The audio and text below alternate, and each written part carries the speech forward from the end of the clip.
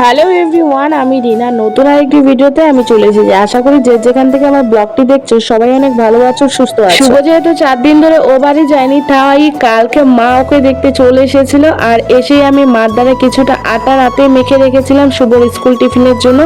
এখন যেহেতু গ্যাসটা শেষ, সকালবেলা উঠে টিফিন করতে বা রান্না বান্না করতে আমার প্রচণ্ড চাপ হয়ে যায়, তাই মাকে কালকে রাতের দ্বারাই আটাটা মেখে রেখেছিলাম।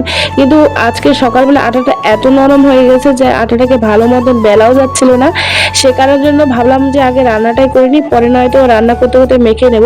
এদিকে শুধু একটা রুটি করেছিলাম, সেই রুটিটা ফোলাতে গিয়ে আমার হাতটা পুড়ে গেছে। আর আমি সেই ফটোটা তুলে প্রায় একদিন পরে ফটোটা তুলে আমি পোস্ট করেছিলাম ফেসবুকে, ফানি টাইপ ভাবে, টুডে ট্যাটু এমন ভাবে পোস্ট করেছিলাম। সেখানে একজনই আমাকে কমেন্ট করেছিল যে এরকম পোস্টে নাকি আমরা আমরা নিজেদেরকে দেখিয়ে মানুষকে মানুষ আমাদেরকে সস্তা বলে এমন কিছু। আর আমি জানি না সেই পোস্টটাতে এমন কি খারাপ, আমি শুধু ফানি টাইপ ভাবে করেছিলাম।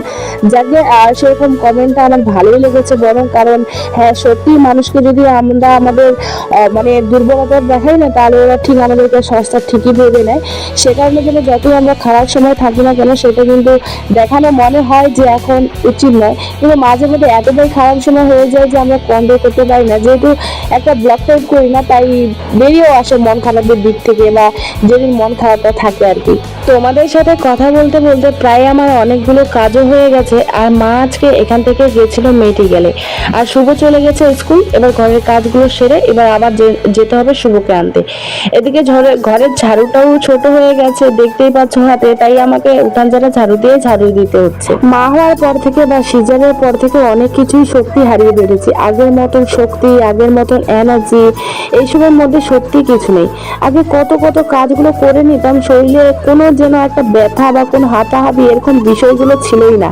কিন্তু সত্যি বলতে এখন সামান্য একটা ঘর ঝাড়ু দিতে বা এক বালতি কাপড় ধুতে এতটা দুর্বল লাগে। আরো যতদিন যাবে, বয়সটা বেড়ে যাবে, জানি না তখন আমি কি হব বা আমার কি পরিস্থিতি হয়ে যাবে কোমর ব্যথা নিয়ে। এখনো পর্যন্ত কলের পারে এক বালতি কাপড় যখন আমি ধুয়ে নিই, তারপরে যে আমার কোমরটা এখনো পর্যন্ত ইয়ং বুড়িগুলো আমার মতন করে না, যতটা আমি ফিল করি। সিজার বা নর্মাল ডেলিভারির পরে আমরা মেয়েগুলো সত্যি আগের মতন এনার্জি, শক্তি সত্যি অনেক কিছু হারিয়ে ফেলি। ফেসবুকে যেদিন থেকে বড় ব্লগ আপলোড করা শেষ করে দিয়েছি, সেদিন থেকে আমার বড় ব্লগ করার এনার্জিটাই শেষ হয়ে গেছে। ইউটিউবে তো আর সুন্দর সুন্দর কমেন্ট পড়ে না, তাই আর এনার্জিও থাকে না তেমন আগের মতন ভিডিও করতে।